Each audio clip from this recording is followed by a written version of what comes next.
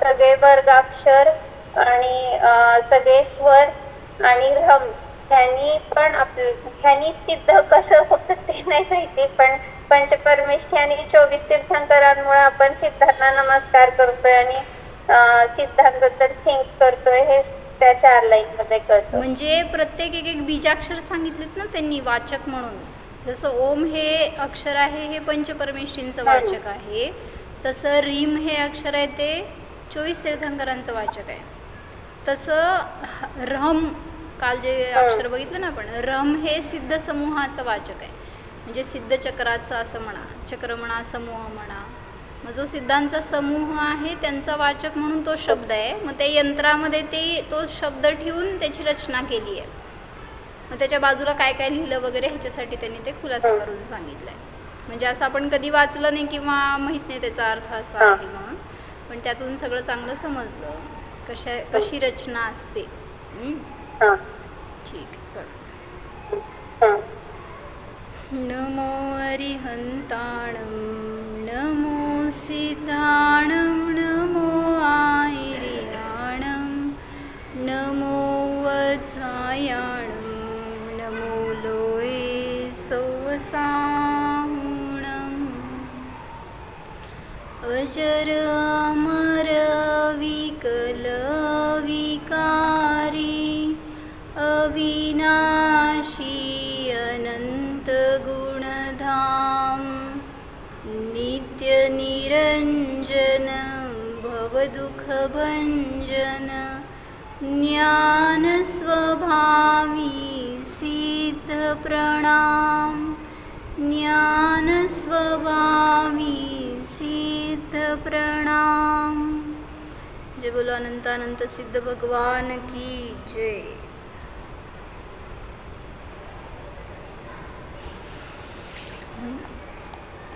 तर अनंत सिद्ध भगवान माझं कल्याण करोत म्हणून मी त्यांचं पूजन करतोय. मला सुद्धा सिद्ध बनण्याचा मार्ग मिळो किंवा मी सिद्ध आहे ह्याचा मला अनुभव हो. जसे सिद्ध अनंत सुखी आहेत तसा मी सुद्धा स्वभावाने अनंत सुखमय आहे हे जाणण्यासाठी म्हणून त्यांना आदर्श ठेवला आहे आपण. तर असं सिद्धांचं स्वरूप कोणाला ऐकायला मिळतं? म्हटलं किती आहे पॉप्युलेशन हो आता? इंडियाची पॉप्युलेशन किती आहे? 150 कोटी का त्यापेक्षा पुढे गेली असेल की आता? आम्ही लहान असताना 150 कोटी होती. 160 होय का? हां. तर इंडियाची एवढी पॉप्युलेशन, त्याच्याबरोबर बाहेरचे सगळे जीव घ्या कुठं असतील ते. तर असं सांगितलं त्यांनी मनुष्यांची एकूण संख्या असती ती 29 अंक प्रमाण असती. म्हणजे 29 अंक कसं? लाखमध्ये किती अंक आले? 1 लाखमध्ये 5 अंक आले. एकावर 5 4 0 4 का 5 एकावर 5 0 म्हणजे 6 आकडे आले असं म्हणा. मग असं 29 आकडे प्रमाण इतके मनुष्य आहेत जिथं कुठं पण असतील ना 2.5 द्वीपामध्ये, कारण 2.5 द्वीपच मनुष्य क्षेत्र आहे. तर त्या 2.5 द्वीपामध्ये असणाऱ्या 29 अंक प्रमाण मनुष्यांमध्ये किती मनुष्य सिद्धांना जाणतात हो, किती मनुष्यांना सिद्धांचं स्वरूप माहिती आहे, किती असे जीव आहेत की जे असं दिव्यध्वनीच्या निकट आले, ज्यांना त्याचं रुची झाली, ज्यांनी त्याला आत्मसात केलं, आपल्यामध्ये उतरवलं. असे खूप थोडे जीव आहेत. ठीक आहे, सगळ्या गुणस्थानांची संख्या फिक्स्ड आहे आपण सांगतो ती, पण अनंत जीवराशी जी आहे ना निगोदी जीवांची, तर त्यांना ऐकण्याची किंवा समजून घेण्याची किंवा काय हिताचं विवेकाची क्षमता नाही आहे. जे सगळे एकेंद्रियापासून असंज्ञ पंचेंद्रियापर्यंतचे जेवढे सगळे जीव आहेत त्या सगळ्यांमध्ये पात्रता नाही आहे सिद्ध काय आहेत हे समजून घेण्याची किंवा मी सिद्ध आहे हे जाणण्याची. पण असे विरळेच जीव आहेत मनुष्यांमध्ये सुद्धा. देव आणि नारकी थोडा वेळ बाजूला ठेवू आपण, पण मनुष्यांमध्ये काही जीव असे आहेत की जे जिनधर्मात जिनकुळात जन्मले, पण त्याच्यामध्ये सुद्धा जिन होऊन सुद्धा किती जणांना तत्त्वज्ञान माहिती आहे हो, किती जणांना आज आत्मा माहिती आहे, किती जणांना सिद्ध माहिती आहेत. त्यांच्याबद्दल जाणून घेण्याची इच्छा किती जणांना आहे. म्हणजे योगसारमध्ये एक त्यांनी गाथा घेतली म्हणून अशी, विरला झाय ही तत्तुजीय. झाय ही म्हणजे ध्यान करतो. तत्वाचं जीव म्हणजे जीव, तत्वाचं ध्यान करणारे जीव विरळेच आहेत. विरला झाय ही तत्तुजीय, विरला निसुण ही तत्तू. असे विरळेच आहेत त्यातून पण की जे तत्व ऐकतात, जे तत्वाचं ध्यान करतात, इन द सेन्स काय जाणून घेण्याचा प्रयत्न करतात, असे विरळे आहेत. त्याच्यामध्ये पण त्या तत्वाविषयी ऐकून घेण्याची तयारी विरळ्यांचीच आहे. विरला झाय ही तत्तुजीय, विरला निसुण ही तत्तू. विरला जाण ही तत्तु बुह. विरळेच आहेत की जे तत्वाला जाणतात. म्हणजे एक एक स्टेप पुढं जावा असं सांगतायत. म्हणजे कोणाला मंदिरापर्यंत येण्याचे भाव कमी, त्यातून पुढं काही त्याच्यापेक्षा पण कमी जे मंदिरात येतात, त्याच्या पुढं जाऊन अजून कमी जीवशास्त्र ग्रहण करतात, त्याच्या पुढं अजून कमी जीव असे की जे त्याचं ज्ञान ध्यान करतात, त्याला स्वतःमध्ये उतरवतात. असे कमी विरळे जीव झाले पुढं. मग सांगितलं शेवटीचं चरण, विरला जाण ही तत्तु बुह, विरला धार ही तत्तू. असे विरळेच जीव आहेत जे तत्वाला धारण करतात. आणि ते कुठं गेले हो? ज्यांनी कोणी तत्वाला धारण केलं, तत्व म्हणजे कुठलं? स्वतःचं शुद्धात्म तत्व. त्या तत्वाला धारण करायचं म्हणजे जाणायचं, ओळखायचं, अनुभवायचं. जो कोणी त्याला अनुभवला तो 4 गतीच्या चक्करमधून सुटला. म्हणून सांगितलं विरळाच आहे की जो तत्वाला धारण करतो. अशा त्या विरळ्या तत्वांमध्ये, विरळ्या जीवांमध्ये आपण आहे ना. तर आपली काय म्हणायचं, महाभाग्याची गोष्ट आहे ही आपल्यासाठी. आज मला एकाने काय सांगितलं की म्हणले टीनेजर्स असतात ना, आता काय म्हणायचं असं 16, 18, 19 इयर ओल्ड, तर त्यांना तत्व सांगायला जावा, धर्म सांगायला जावा, पटत नाही म्हटले. म्हणजे काय म्हणायचं, एक त्यांची पाहण्याची दृष्टी बदललेली असते. बाहेरचं सगळं अट्रॅक्शन आहे, ते सगळं त्या जगामध्ये जगतात, त्यामुळं सगळ्याला त्यांना हेतू पाहिजे, सगळ्याला क्लॅरिफिकेशन पाहिजे. मग ते जरी ऐकायला येतील, जरी धर्माचे निकट येतील, तरीसुद्धा असे प्रश्न विचारतात उलटे, असं कसं शक्य आहे, किंवा हे नाही, अशी त्यांची बुद्धी आज. मग तिथंच विचार आलं की आजची पिढी अशी आहे, ह्याच्या पुढची मागची पिढी जी होती ना, ती खूप भाग्यवान म्हणायचं उलटं, की ॲटलिस्ट आपण अज्ञानाने जाऊन बसून ऐकून तरी शिकलो. जरी आपल्याला शंका भरपूर आल्या, आम्ही पण जात होतो कुठं शिकायला म्हणून बाहुबलीला, त्यावेळेस कर्णानियोग 0 होता, मला काहीच कर्णानियोगाबद्दल काय ज्ञान नव्हतं. पण जेव्हा ऐकायला बसायचो ना, ब्लँक. एक तर त्याचा बेस नव्हता, काय माहीत नव्हतं, काय सागर असतं, पल्ले असतं, काय त्याच्याबद्दल काय ज्ञान नव्हतं. आणि ते जे पहिलं क्लासच असेल आम्ही अटेंड केलेलं, तर जीवकांचं पुढचं कुठलं तरी पार्ट होतं ते ऐकत होतो. आणि ते म्हणजे जवळपास 100-200 गाथा झाले असेल, त्याच्यानंतरच आम्ही ऐकायला सुरुवात केली होती. त्यामुळं काय चाललं आहे असं मी ब्लँक बसायचो. काय असेल ते पण ऐकायचं आहे आपल्याला नंतर तरी समजेल असं म्हणून आम्ही ते 1 शिबिर 2 शिबिर केले. पण त्यातनं आम्हाला फार उपलब्धी झाली होती असं नाही, पण नंतर वाचत गेल्यावर समजत गेलं ना. म्हणून सांगायचं कशासाठी की असं तुमचं भाग्य आहे, आपलं भाग्य आहे की आज आपल्याला सिद्धांचं स्वरूप समजायला मिळालं आहे, समजण्याची बुद्धी आहे, समजून घेण्याचे भाव आहेत.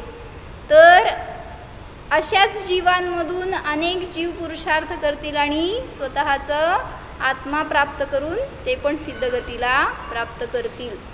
ते म्हणजे मी म्हणा, असा मी आहे की माझं भाग्य आहे, आज मला हे सगळं मिळालं आणि तसा मी अनुभव करतोय. मी सुद्धा त्यांच्यासारखा आहे, त्यामुळं मला सुद्धा सिद्धगती मिळायला वेळ लागणार नाही.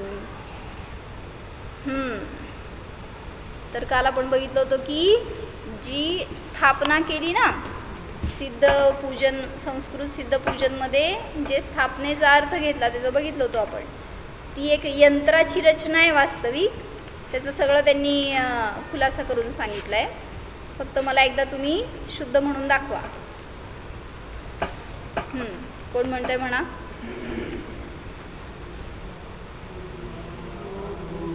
आपण ते घो म्हणायला जातो बरं का. घोर नाही आहे ते, धोर आहे. धो धो द ध धो. ऊर्ध्वाधोरयुतं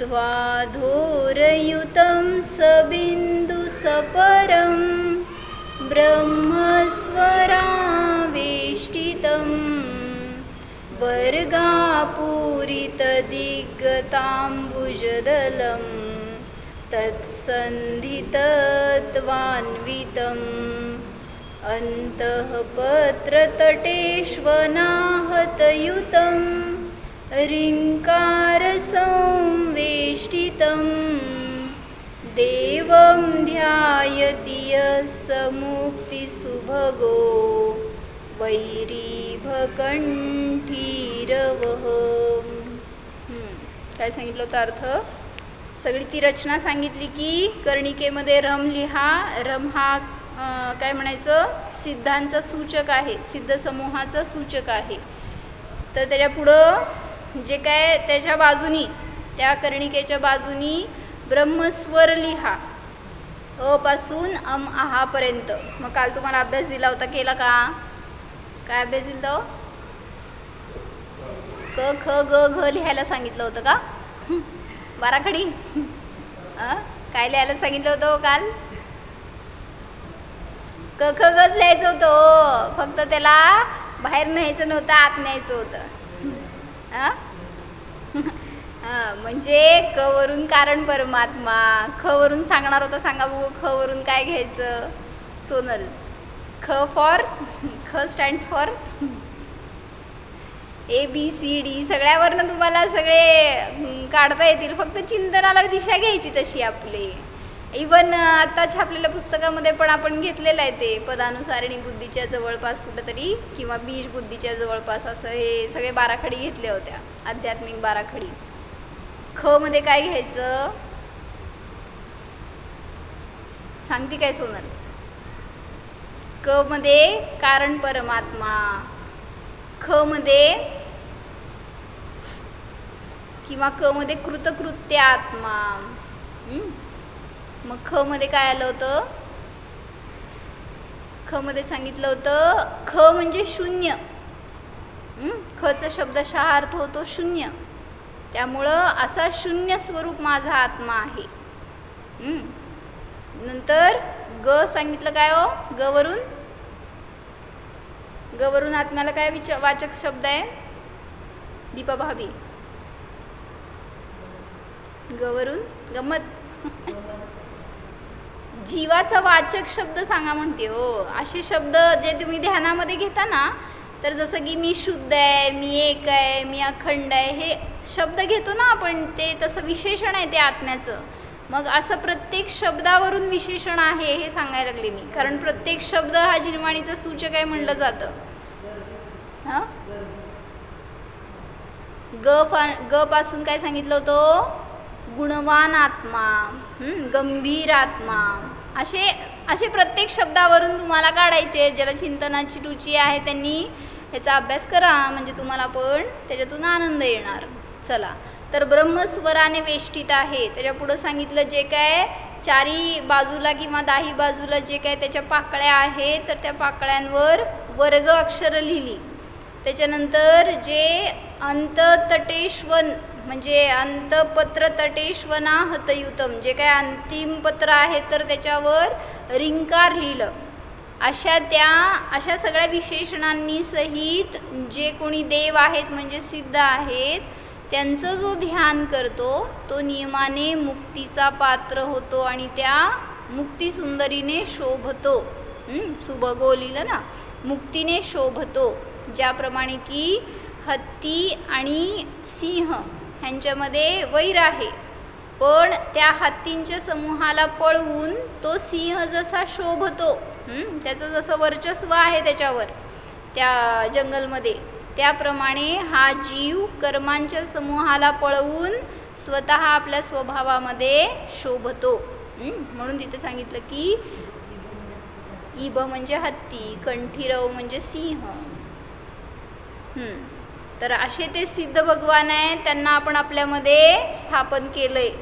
ही स्थापना झाल्यावर आपण त्यांना बोलवले, हे सिद्ध प्रभू माझ्या हृदय कमलावर या, अत्र अत्र तिष्ठ तिष्ठ ठ ठ स्थापनम, माझ्यामध्ये स्थापित व्हा.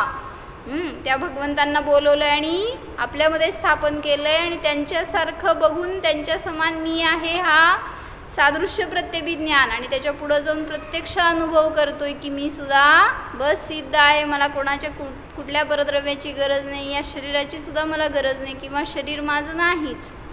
अशी जिथं भेदविज्ञानाची धारा सुरू झाली तिथं सिद्ध स्वरूप समजलं.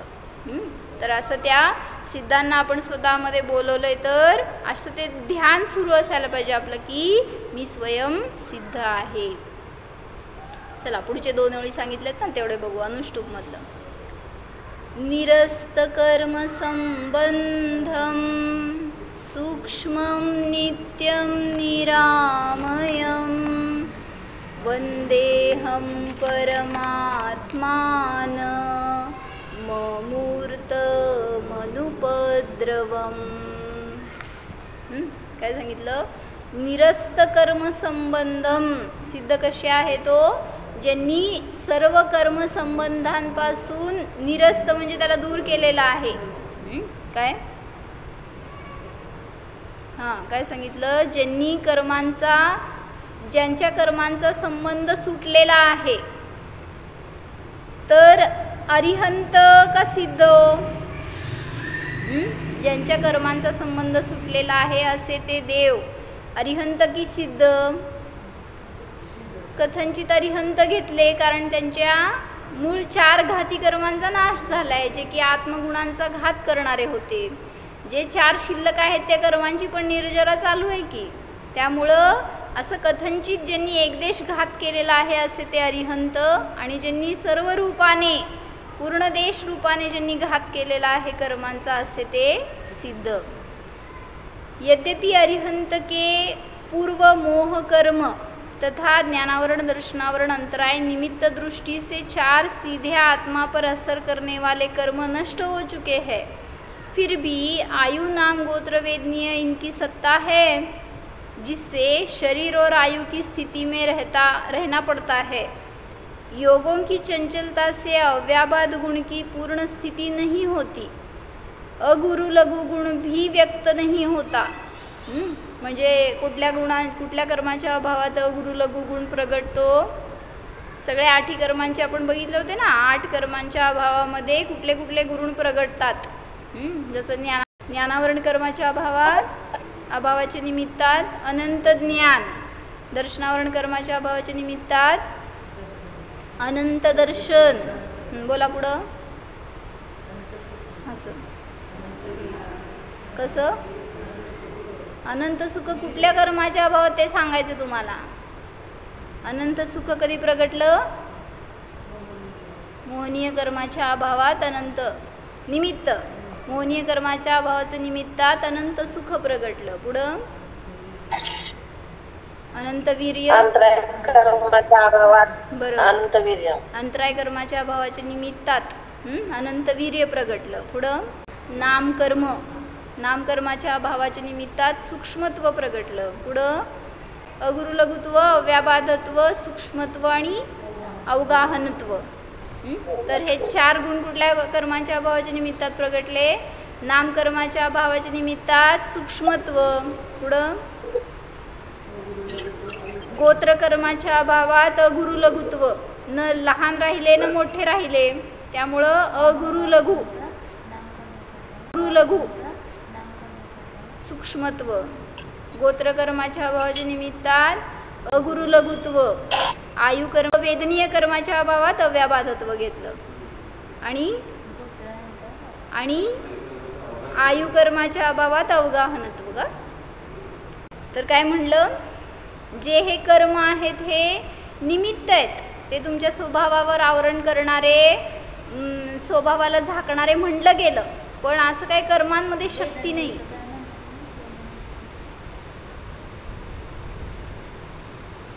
काय म्हटलं, अव्याबाधत्व, बाधा नाही राहिली कसली आता तिथं ह्याच्यापेक्षा. तर म्हणून सांगितलं की अशा 8 कर्मांच्या अभावाच्या निमित्तात 8 गुण प्रगट झाले. आणि जोपर्यंत कर्मांनी सहित होता हा जीव, तोपर्यंत त्या आवरणाने सहित असल्यामुळं आपलं स्वरूप प्रगट झालं नाही. जरी अरिहंत दशा प्रगट झाली तरी सुद्धा अजून त्यांना संसारी म्हणलं किंवा कर्माने सहित म्हणलं, मुक्त नाही आहे अवस्था प्रगट झाली अजून तिथं. किंतु सिद्ध भगवान के शेष 4 कर्मों का भी संबंध छूट जाता है, अतः आत्मा का वह सूक्ष्म अमूर्त रूप प्रगट हो जाता है. आपण जे 2 अनुष्टुप वाचलं ना आता 2 ओळी, निरस्त कर्म संबंधम, सगळ्या कर्मांचा संबंध जिथं निरस्त म्हणजे नष्ट झालेला आहे, असं असताना जे सूक्ष्म रूप प्रगट झालं. जीव कसा आहे हो, स्थूल नाही आहे, सूक्ष्म आहे. सूक्ष्म म्हणजे तुम्हाला असं दिसतंय की आता या शरीरामध्ये आहे, पण जीव दिसत नाही.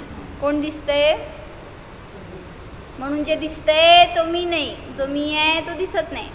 म्हणून ते मागं सांगितलं होतं ना, सिद्धांचं दर्शन करता तुम्ही, सिद्ध प्रतिमा असती मंदिरात, तर सिद्ध प्रतिमा असती का, मग कोणाचं दर्शन करता, मग त्यांचं जे तुम्ही प्रतीक म्हणून ठेवता ना, हे सिद्ध म्हणून त्याच्यामधलं गॅप झालेलं असतं असं ते रूप, तर त्यांनी सांगितलं जे आहे ते नाही, जे नाही ते सिद्ध आहेत. काय हो, जे सिद्ध म्हणून बघताय तुम्ही, जे सिद्ध आहे म्हणताय ते सिद्ध नाही आहे, आणि जे सिद्ध आहे ते तिथं नाही आहेत. म्हणजे तुम्ही मधला पार्ट काढून टाकलाय ना, ॲक्च्युली ते सिद्ध आहेत. असं काय तो आकार म्हणजे सिद्ध नाही आहेत. मग तसंच म्हटलं जीवसुद्धा सूक्ष्म आहे, म्हणजे काय, कुठल्या इंद्रियांनी गम्य नाही आहे, स्थूल म्हणजे कुठल्या बाधेनी सहित नाही आहे, कुठला अडथळा नाही आहे जीवाला, किंवा कशाने तो रोखला जाणारा नाही आहे. असा तो कसा आहे स्वभावाने, जीव सूक्ष्म आहे.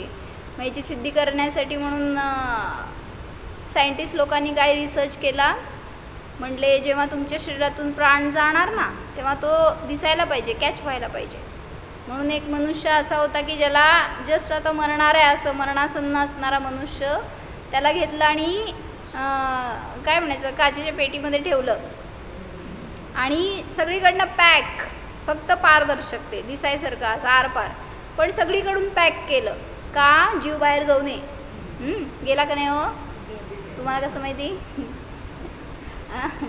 तर जीव कुठल्याही गोष्टींनी अडणारा नसतो. मग ते जीव गेल्यानंतर सगळ्यांनी बघितलं काच कुठं तुटली का, काय म्हणतात त्याला, भेग पडली का, किंवा कुठून बाहेर पडला जीव, कुठल्या कशाचा अडथळाच नाही आहे जीवाला. जर जीव बाहेर पडणार तर असं काही डोळ्यांनी गम्य नाही आहे तो. असं कुठं व्हायब्रेशन्स मिळणार का, कुठं काय कुठल्या तरी गोष्टींनी ग्रहण होणार का, असं त्यांनी प्रयत्न केला, पण त्यांना जीव गेला तरी कळालं नाही. काय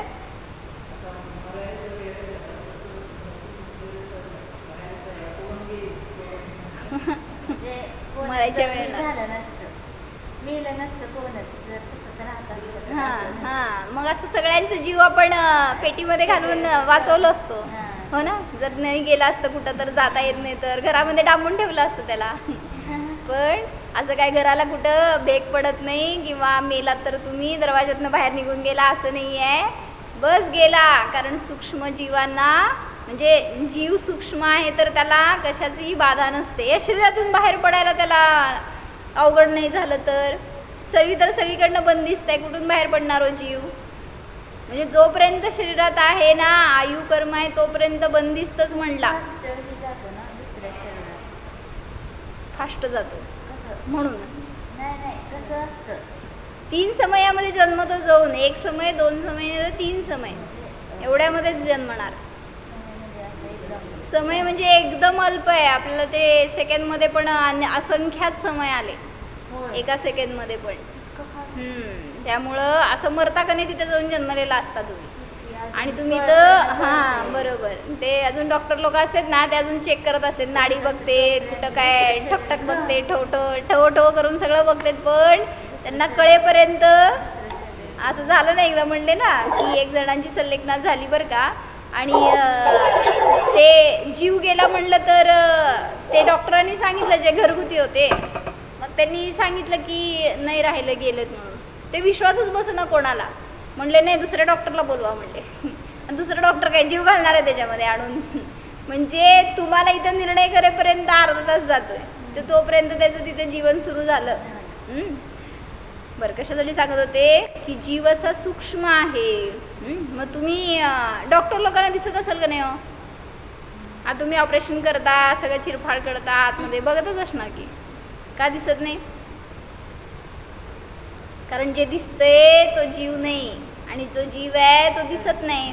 त्यामुळं सांगितलं की असा सिद्ध आत्मा आहे म्हणून तिथे जाऊन सिद्धशिलेवर जरी तुम्ही सोडलात ना काय ड्रोन सोडलात आणि बघितला तर सिद्ध दिसणार सगळं रिकामच दिसेल. ड्रोन जाणार का तिथपर्यंत तुमचं काय दिसणार काय दिसणार काय सांग की त्यांना काय असं आउटलाईन राहिली का काय राहिलं काहीतरी राहिलं असेल ना आपली हाडं राहतात मागं तिथं तसं त्यांचं तिथं काय राहणार आहे सगळं तर मग तेच की पण ते सगळं अदृश्यच आहे. दृश्य काय आहे नाही दिसणार कसं दिसणार जर जीवाला नाहीच आहे आकार कुठला कुठलं शेप नाही आहे कुठलं जे शेवटच्या जे ह्याच्यामध्ये राहिलेले असतात त्या आकाराचं आकार कशासाठी सांगितलं जसं म्हटलं सांग तुला फुग्यात हवा आहे की नाही कुठल्या आकाराची आहे ज्या आकाराचा फुगा आहे त्या फुगाराची त्या आकाराचं वारा आहे वायू आहे त्याच्यामध्ये. तर आता सांग जेव्हा ते फुगा फुटला वायू बाहेर पडलं कसल्या आकाराचं आहे आकार दिसायला पाहिजे का नको आधीच्या आकारात होता ना तो मग आता आकार का नाही दिसतो ॲक्च्युली असं आहे जीवसुद्धा कुठल्या आकारवाला नाही आहे पण तरीसुद्धा एक संस्कार म्हणलं गेलं. जसं की याच्यावर झालं होतं एकदा डिस्कशन आमचं तुम्हाला एकदा चिंतन करायचं असेल तर घ्या विषय काय की जीव जसं फुग्यातून हवा बाहेर पडल्यावरती कुठल्याही आकाराची नसते तसं या शरीरातून बाहेर पडल्यावर सिद्धांचा जीव असा सगळीकडे का नाही पसरला जसं हवा पसरली तसं तो जीव सगळीकडे का नाही पसरला जाऊन सिद्धशिलेवर त्याच आकारामध्ये का विराजमान झाले सिद्ध भगवान असं लोकाकाश व्याप्त का नाही झाले जसं त्यांनी समुद्घात केल्यावर झाले होते तसे. तर याची 2 कारणं सांगितली होती आपण ती तुम्ही मला विचार करून जरा शोधून सांगा चालतंय. बरं मला आज कुठं न्यायचं होतं तुम्हाला सिद्धशिलेवर न्यायचं होतं तुम्ही शरीरातच बसलाय अजून तर मला सांगा गृहस्थ कोणाला म्हणायचं विचार करून गृहस्थ कोणाला म्हणायचं गृहस्थ कोणाला म्हणायचं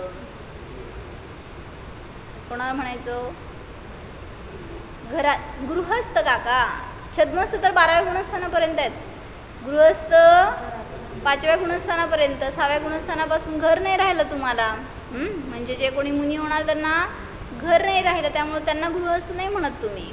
पण इथं प्रकरण कसं चाललंय गृहस्थ म्हणताना जे गृह आहे ना तुम्हाला गृह म्हणलं की काय दिसतं बाहेरचं तुमचं घर परिवार संपत्ती काय म्हणायचं ते एक तुमचं निवासस्थान हे दिसतं ना मग त्यामुळं तुम्ही सांगताय काय की त्या घरात राहतो तो गृहस्थ पण वास्तविक घर कुठल्याही जीवाचं मग कुठल्याही शरीरात असू दे जीव कुठल्याही गतीत असू दे कुठल्याही अवस्थेत असू दे जे शरीर त्याला मिळालं त्या शरीरामध्ये स्वतःच्याच घरात राहतो म्हणजे असंख्यात प्रदेशात म्हणजे चैतन्य घरात किंवा ज्ञान महालात किंवा ते म्हणतात ना अवबोध सौध महाल हे ॲक्च्युली स्थान आहे जीवाचं म्हणजे हे घर आहे. मग तसा तो गृहस्थ म्हणजे कोण स्वतःच्या घरात राहतो तो गृहस्थ. आता सांगा कोण गृहस्थ आहे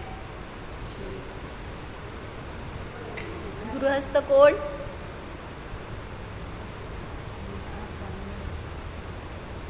गृहस्थ कोण पासून कोणपर्यंत मिहिरा बोला समजलं ना मी काय सांगितले? जो स्वतःच्या घरात राहतो तो गृहस्थ. तुम्ही तुमच्या लगेच काय म्हणते विटा आणि सिमेंटच्या भिंतीकडे बघू नका. जो घरात म्हणजे स्वतःच्या आत्मप्रदेशात राहतो तो गृहस्थ. मग कोण गृहस्थ आहेत? हो बाबा, पण मी आता गुणस्थान विचारलं का नाही तुम्हाला? सगळ्याच आहेत. सगळे कसं? बरोबर आहे, हे पण एक अपेक्षा. कोण मिथ्या दृष्टी सुद्धा गृहस्थच आहे ऍक्च्युली, कारण तो त्याच्या घरातून सोडून बाहेर जात नाही, फक्त त्याला घर माहीत नाही आहे ते. पण चतुर्थ गुणस्थानापासून वर सिद्धांपर्यंत सगळ्यांना गृहस्थ म्हणलं या अपेक्षेने. समजते का? ॲक्च्युली 7व्या गुणस्थानाच्या पुढं त्यांना गृहस्थ नाही म्हणत, तुम्ही गृहत्यागी म्हणता. पण जेव्हा ही अपेक्षा लावली की घर तर माझं वास्तविक घर म्हणजे माझे आत्मप्रदेश आहेत, त्यामध्ये मी राहतो, तर जो कोणी त्या आत्म्याला जाणतो त्याच्यामध्ये राहतो तो गृहस्थ. म्हणजे 4थ्या गुणस्थानापासून अनुभूती घेतली तर गृहस्थ सुरू झाला. गृहस्थ म्हणलं गेलं त्याला. 4थ्या गुणस्थानात, 5व्या गुणस्थानात आणि 6व्याच्या वर महाव्रती असतील ते सुद्धा, इवन अरिहंत सुद्धा आणि इवन सिद्ध सुद्धा गृहस्थ. वाद घालू नका बरं का, काहीतरी काय म्हणतात विपरीत ग्रहण करू नका. तर ही अपेक्षा आहे. गृह म्हणजे स्वतःचं घर, स्वतःचा आत्मा, त्याला घर म्हणलं आणि त्याच्यात जो राहतो तो गृहस्थ, ही अपेक्षा आहे. नाहीतर मुनिराज आहेत समजा आणि काय म्हणायचं, दीक्षेनंतर एक 10-12 वर्ष बाहेर राहिले आणि मग 12व्या वर्षी समजा 13व्या वर्षी आपल्या नगरात आले, आपल्या घराच्या वरून चाललेत. काय सांगणार सगळ्यांना? हो संघस्थांना, हे माझं घर होतं. कसं 12 वर्षांनी आम्हा आले होते सोलापूरला. 12 वर्ष झाले का? 14 वर्ष झाले ते बहुतेक. 85ला दीक्षा झाली आणि 2000 साली आम्हा आल्या होत्या. म्हणजे जवळपास 14-15 वर्ष झाली होती. आणि मग आल्यावर आमच्या घरी एक सोहळं होतं आणि आमच्या शेजारी एक सोहळं होतं. आम्ही सगळ्यांनी अपेक्षा आम्हा आमच्याकडे पटणार. मोठे माताजी ते आणि छोटे माताजी दोघं जण होते. आम्ही आपलं उत्साहाने सगळे पडगान करायला सगळं घर दारात. पण आम्हानी एक ढुंकून नजरेने सुद्धा बघितलं नाही पहिल्या दिवशी. सरळ निघून गेलं दुसरीकडं. आणि आम्हाला अंदाज नव्हतं कुठं जातील आणि कुठं पडतील असं. तर म्हणजे मला म्हणायचं की त्यांची दृष्टी नसती. हो, हे माझं घर होतं आहे, कोणाला तरी सांगायचं आहे काय नाही. इवन घरात आले तरी सुद्धा कुठं दृष्टी अशी चंचल असते त्यांची, त्यागी असे असतात. त्यामुळं तुम्ही घरात नसला तरी तुमचं सगळं चित्त घरात असतं. आणि ते घरात आले तरी सुद्धा गृहस्थ दशा नसते त्यांना. म्हणजे गृहस्थपणा नाही राहत किंवा गृहस्थीचे विचार नाही राहत. सगळ्यात त्या घराशी जिथं एकत्व राहिलं, ते परिणाम जोडलेले राहिले, तर तुम्ही घरातून बाहेर पडलाच नाही अजून, हे सांगायचं त्याच्यातून. म्हणून म्हटलं की सिद्ध भगवान असे आहेत की ते आता अनंत काळापर्यंत आपल्या घरात राहतात स्वतःच्या. त्यांना तिथून कोणी बाहेर काढणार नाही किंवा ते घर कधी त्यांचं सुटणार नाही. मग असं आपलं सुद्धा शाश्वत निवासस्थान कुठलं आहे, तर आपला शुद्धात्मा आहे. त्याला जाणता असताना आपल्याला सुद्धा तशी सिद्ध दशा सहज प्रगट होते. त्याचा एक अर्थ फक्त वाचते. निरस्त कर्म संबंधम, ज्यांनी कर्मांचा संबंध नष्ट केलेला आहे, जे सूक्ष्म आहेत, नित्य आहेत, निरामय आहेत, म्हणजे अमय म्हणजे रोग, जे अमय आदी रोगांनी आदिरहित आहेत, अशा त्या परमात्म्याला अमूर्त अनुपद्रव अशा सिद्धांना वंदेहम, मी वंदन करतो, माझं वंदन असो, असं एक भावपूर्वक आपण त्यांना नमस्कार करतोय. हा भाव नमस्कारच सांगितलं की आपल्याला आपल्या शुद्ध आत्म्यापर्यंत नेणारा आहे. म्हणून स्वतःला जाणा. हो, जाणा.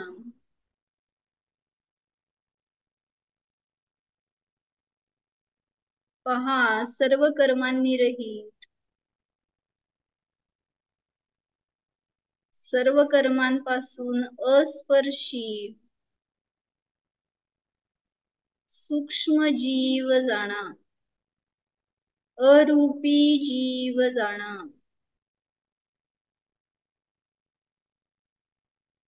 जसे सिद्ध तसाच मी आहे, अमूर्तिक आहे, निर्देह स्वरूप आहे.